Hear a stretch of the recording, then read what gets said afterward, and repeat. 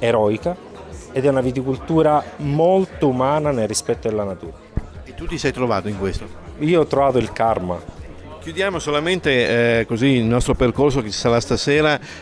Quanti vini avremo a disposizione questa sera da assaggiare? Vedo tanti bicchieri, Paolo. Siamo con il delegato di Verona, Paolo Bortolazzi. Sì, questa sera abbiamo 12 vini e come già hai anticipato tu proseguiamo con il ciclo di appuntamenti che ci porta a fare cultura del vino, del territorio, ma in generale di etnografia. Siamo molto contenti di fare questo focus specifico sulla Sicilia perché è un tema che non può essere trattato in modo così specifico durante i corsi, quindi questo è anche per noi e per i nostri soci, spero, motivo di approfondimento, perché abbiamo la fortuna e la possibilità di avere con noi Mauro, che è una persona, mi sento di dire, se posso, particolare nel mondo del vino, che ci accompagnerà. Ecco, se posso ti riporto una frase che ho letto di Mauro ultimamente che ci dà un po' la caratura della persona che è Mauro, nella quale lui dice che, anzi Mauro sostiene di non fare cose speciali ma solo cose che ama e che attraverso il vino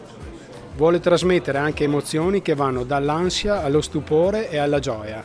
E questo mi sembra un punto di partenza decisamente favorevole per poter aprire una finestra importante su questo territorio.